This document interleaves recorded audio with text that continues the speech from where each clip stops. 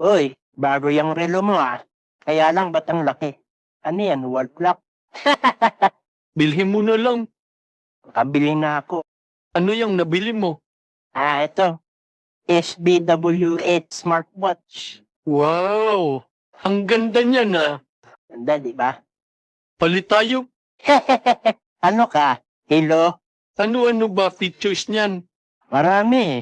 May monitoring to ng heart rate, blood pressure, pati oxygen. Pwede din kang sagot ng tawag at magbasa ng message. Pwede mo ding ilubog sa tubig to hanggang 30 meters.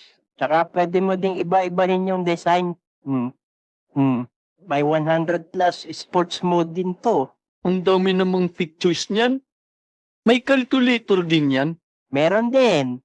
Sige nga, testingin mo 1+1.